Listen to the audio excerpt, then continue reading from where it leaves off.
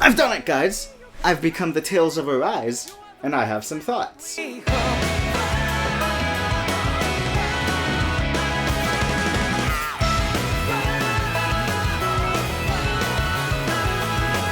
So this review is going to be structured a little different from how I normally do reviews. Normally I start out focusing on the stuff I don't like, and then I finish off with the stuff I do like. But with this game, a lot of the stuff I don't like is tied to stuff I do like. Let's just start with the best part about this game.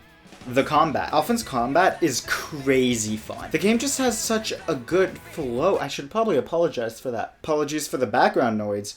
It is raining. Comboing enemies with him feels like a blast. The combos themselves last longer in this game. At least it's way easier to do a 100 hit combo. All of his arts are very satisfying to use. They got a good crunch to them. One of the best parts about this combat is an ability that you get where after you kill an enemy, you can teleport to another one. It's a fantastic way to just keep the momentum of a combo going through enemies. Although if an enemy stands up, even if you're still hitting him, the game will just end the combo. It's really disappointed when you are just slapping around a dude, and then he just stands up while you're still slapping him, and the game just resets the combo. Every character has a move assigned to the D-pad called boost attacks. The best thing I can compare them to are the assists from Marvel vs. Capcom. While you're comboing someone, you can call an assist from one of the party members. They'll come in, do an attack. It will fill your art gauge and damage the enemy. My only issue with that is sometimes some of them feel a bit too situational. Like the mages absorbs a spell from an enemy while they're casting it, but I found most of the time I was just using that to refill my art gauge,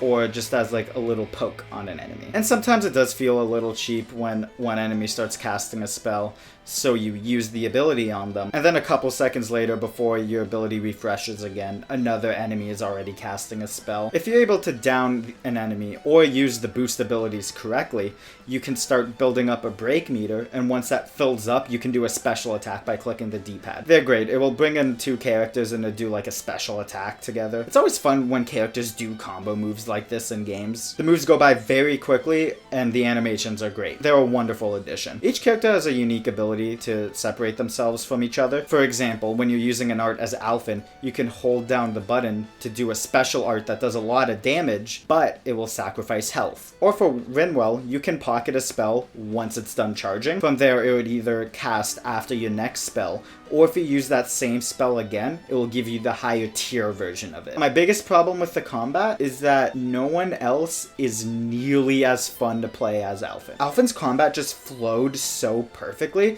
that whenever I played as someone else, I found it so restrictive. Like, I just didn't enjoy playing as anyone else in this game. Especially Kisara.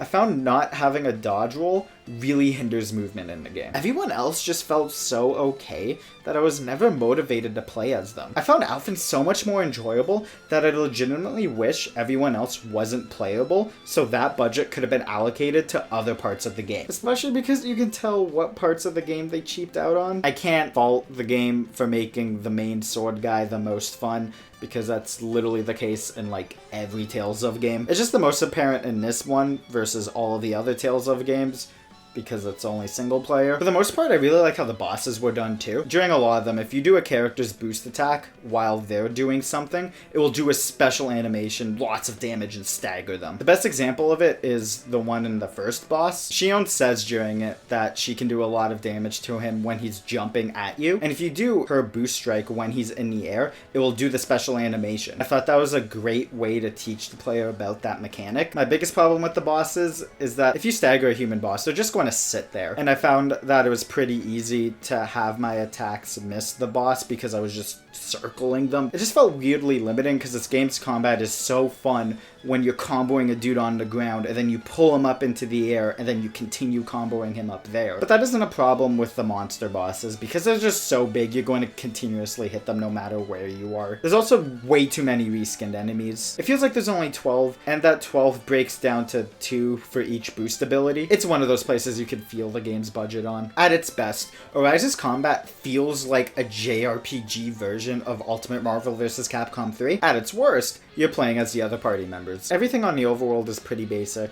The environments are fine, although I will say, this game is very pretty for a JRPG going for an anime art style. If your JRPG looks worse than Tales of Arise and it's not on Nintendo Switch, you f***ed up. The best thing about the overworld is that each character has like an overworld ability that you can do. It's just an easy way to spice up exploration that I like. The characters are good, and the voice acting averages out to being fine. I don't blame the voice actors though.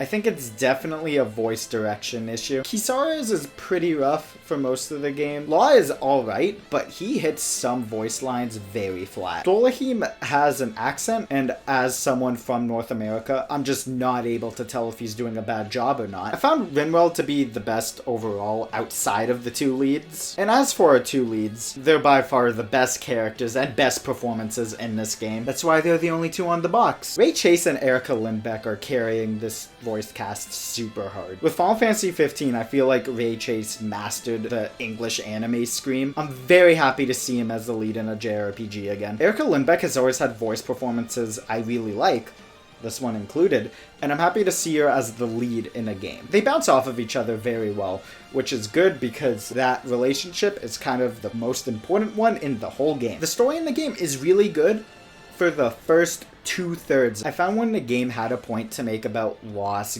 guilt, and oppression, it said it very well. I really enjoyed this story for the first 35 hours. Then I was kind of just like waiting 5 hours for an explosive midpoint. When that midpoint finally came, it became very clear that this wasn't the midpoint and we were heading into the last act. And I really don't like that last act. It feels rushed and out of place. The story definitely could have used more time. I guess spoilers. But I found it strayed very far away from the game's premise. When I beat the game, it kind of just felt like a different game. I guess I do have to give the game credit for going to a place that I didn't expect it to, but I think it did it in a bad way. I also found that the anime tropes didn't really fit the tone of this game. Like, there was a time where one character very aggressively yells an in-universe slur to another character, and the entire party is like, whoa, okay, calm down. And then I walk by a campfire once the scene is done, and another character is like, oh, we need to eat. I'm getting really hungry.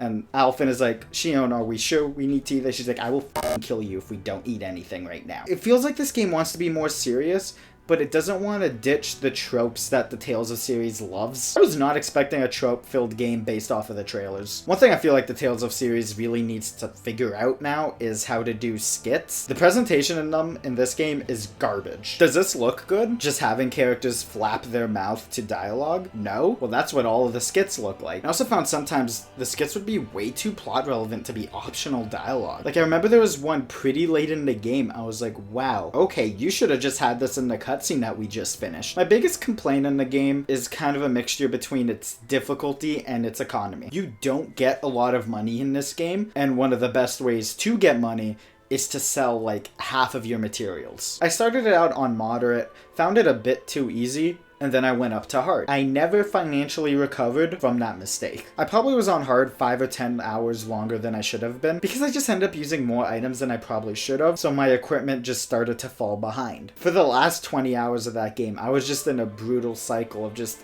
having to spend all my money on healing items, leading to my equipment being worse. So I was hitting for less and getting hit harder, leading to me using more items and having to spend more money on items. It got to the point where if I was pretty far away from a fast travel point in a dungeon, I would run to the next one just so I can fast travel back to town and heal up there. I also wasn't doing a lot of side quests, which probably would have helped with the leveling issue, but if I used more than like 2 items during a side quest, it would be a net loss of money, and I just didn't find that worth. The only reason why I'm so mad at this game's economy is because you can buy items, levels, and money. If I'm going to be honest, it's a little sus. Overall, Tales of Arise is a very fun game that just left a very bad taste in my mouth by the end. Not to say that the last act is bad, I just really didn't like where they went with it. And I think that's also why it took me so long to finally finish this game. But if you don't have the same experience I did with the game's economy or the last third of it, I feel like this is a 9 out of 10. But for me, the highs of this game just get pulled back by the lows. I give it an 8.5 out of 10. It's super fun playing as Alphen, some of the best combat of this year so far, but it just has a lot of stuff that irks me. You're so close, Tales of. I feel like if you learn from Arise's mistakes, you're gonna